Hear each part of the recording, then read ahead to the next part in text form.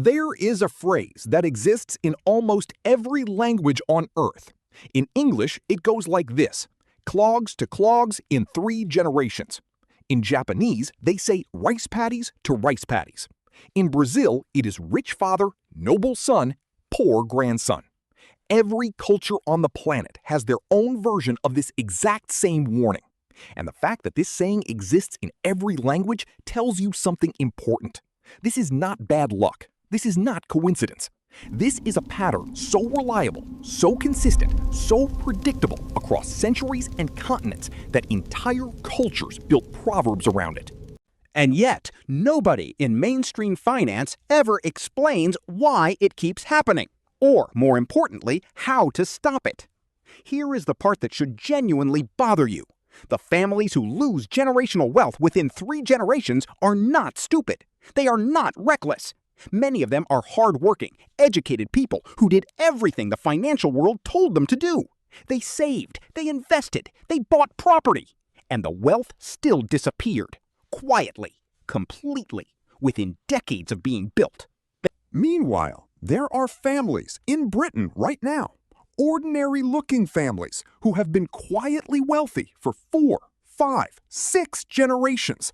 No lottery wins, no tech exits, no inheritance from a long-lost relative, just the same moderate wealth compounding quietly across time. The difference between these 2 families is not income. It is not intelligence. It is not even luck. It is one strategy the second family understood and the first family was never taught. And once you understand it, the entire concept of generational wealth suddenly makes sense in a way it never did before. That strategy is called wealth preservation, and this video will explain exactly why generational wealth is completely broken without it. Before we go further, let me be clear about something, because this matters. Wealth preservation is not what most people think it is. When most people hear those 2 words, they picture old men in suits hiding cash under mattresses, or converting everything into gold, or some complicated offshore arrangement that only applies to billionaires. That is not what this is about. Wealth preservation is the set of principles and decisions that determine whether the wealth you build actually survives long enough to become generational. It is the gap between building wealth and keeping it. And that gap is where almost every family falls apart financially. Here is a number that should stop you for a second. Researchers who study family wealth transitions consistently find that around 70% of wealthy families lose their wealth by the 2nd generation. By the 3rd generation, that number climbs to around 90%. So statistically, if you build significant wealth in your lifetime, there is roughly a 1 in 10 chance it will still be intact by the time your grandchildren are adults. Those are extraordinary odds, and almost nobody is talking about why. The financial industry does not talk about this because they profit more from helping people accumulate wealth than from helping them keep it. Your bank is not incentivized to sit you down and explain the forces that will quietly erode what you have built. Schools certainly do not teach it. And most finance content online focuses entirely on the building phase: how to make more, how to invest more, how to earn more. Nobody talks about the other half of the equation. Now here is where things get really interesting. The first thing you need to understand is what actually destroys family wealth between generations. And I want you to forget everything you think you know about this, because the answer is almost certainly not what you are expecting. Most people assume family wealth disappears because of bad investments, stock market crashes, property downturns, a bad business decision. And yes, sometimes those things play a role. But research into families who actually lost generational wealth tells a very different story. In study after study, the number 1 cause of wealth destruction between generations is not investment losses. It is the simple, quiet, invisible expansion of the lifestyle that wealth creates. Here is how it works in practice. The first generation builds the wealth. They remember what it felt like to have nothing, so they are careful, disciplined, almost cautious about how they spend. They live below their means, even when their means expand. They treat money like a tool rather than a reward. The second generation grows up watching wealth, but not watching the building of it. They experience the nice house, the good schools, the comfortable holidays as the baseline. Normal, expected. They never saw the sacrifice that created it, so they never developed the same relationship with money. They still work hard in many cases. They are still capable people, but they spend differently. They expect differently. And the wealth starts to stretch to accommodate a larger life. By the third generation, the wealth is supporting multiple branches of a family tree, all of whom have been raised to see a comfortable life as their natural starting point. The original pile of money is now divided, diluted, and quietly disappearing to fund lifestyles it was never designed to sustain indefinitely. No bad investments, no market crashes, just a slow, completely invisible expansion of how much life costs as the family grows. This is the pattern behind that 3-generation proverb, and it is completely preventable, but only if you understand what wealth preservation actually requires. But if you think that is the whole story, wait until you hear this. There is a second force destroying generational wealth that is even less talked about than the first. And this one is genuinely surprising, because on the surface, it looks like exactly the right thing to do. It is called the death of productive assets. Here is what I mean. The generation that builds wealth almost always does it through something productive. A business, a property portfolio, an investment that generates income over time. The wealth is not just sitting there as a number in a bank account. It is alive. It is working.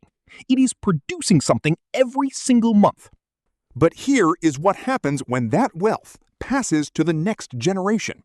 The productive asset, the business, the portfolio, the income-generating property often gets liquidated, sold, converted into cash, because cash is easier to divide between multiple heirs. Cash is simpler to understand. Cash does not require the expertise or the attention that a running business does.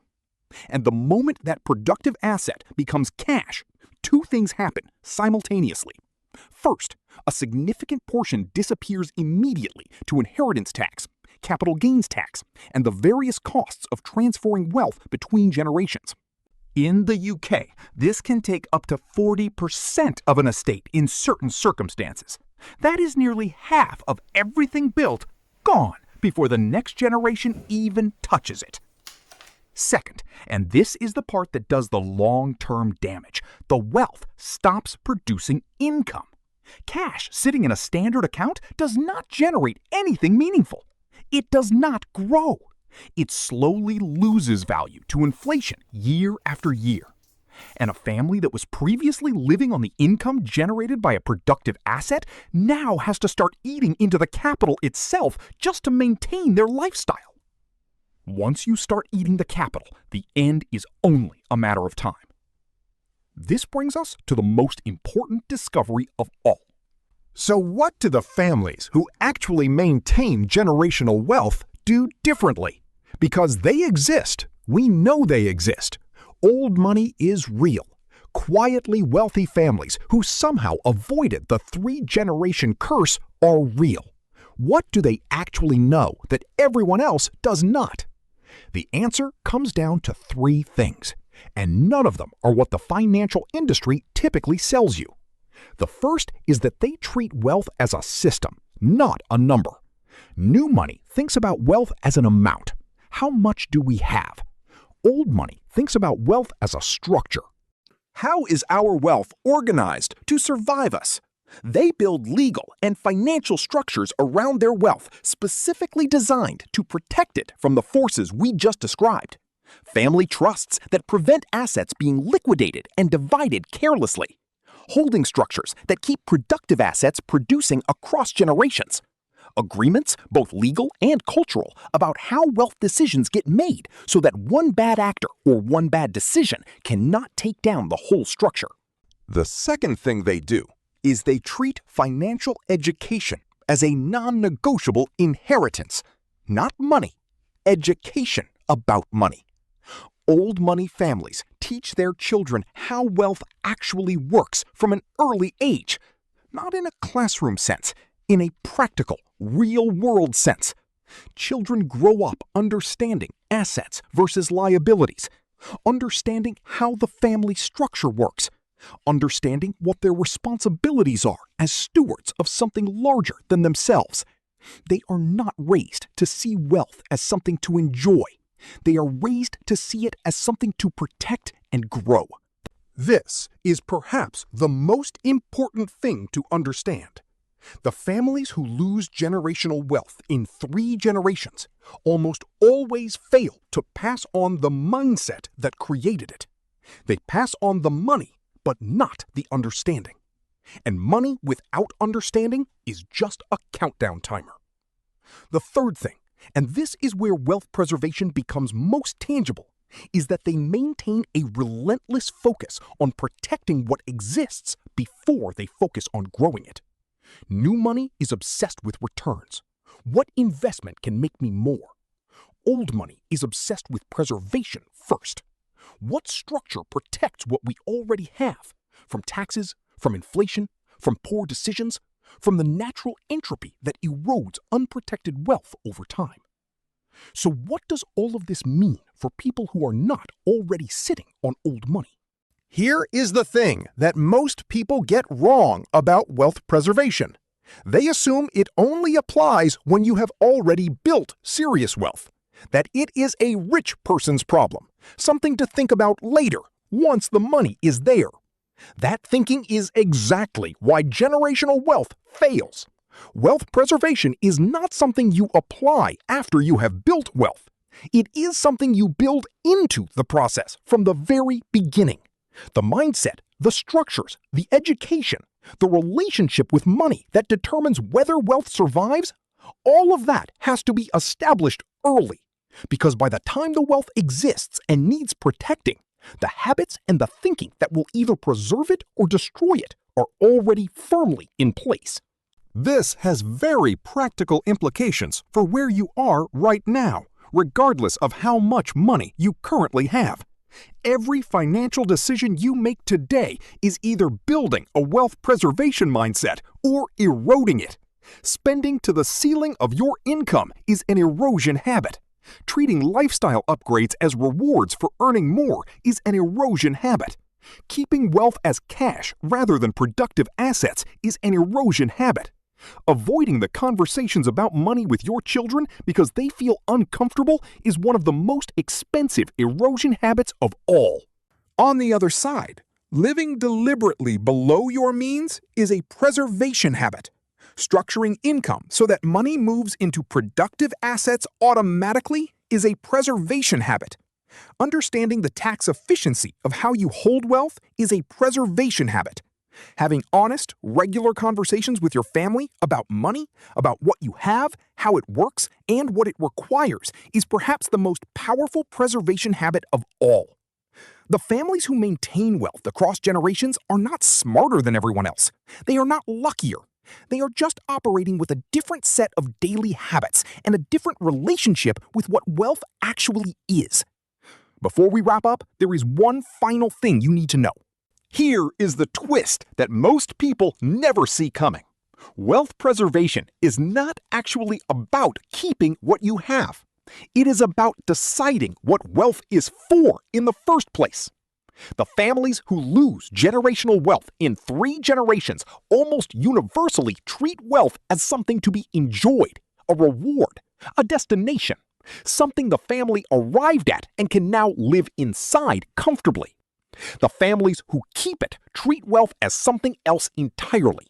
They treat it as a responsibility, a structure they are temporarily in charge of, something they received from the people before them and are obligated to pass on in better shape than they found it. That shift in framing changes every single financial decision that follows. It changes what you buy and what you do not buy. It changes how you talk to your children about money. It changes how you respond when times get hard and the temptation to liquidate assets and simplify everything feels overwhelming. It changes your relationship with financial education, with structures, with advice, with all of it. Generational wealth does not fail because people are bad with money. It fails because they were never taught to see money as something bigger than themselves. Wealth preservation is the strategy, but the foundation underneath it is a question that every family that has ever maintained wealth across generations had to answer honestly at some point. What is this wealth actually for? If the answer is to enjoy a better life, it will be gone within a generation or two. If the answer is to create a structure that serves the family and grows across time, it has a chance of lasting. That question and the answer your family gives to it is the real wealth preservation strategy, and it costs nothing to start asking it today. If this changed the way you think about money, let me know in the comments which part hit hardest. And if you want to understand more about how the systems that actually keep families wealthy work beneath the surface, stick around, because what is coming next on this channel goes even deeper.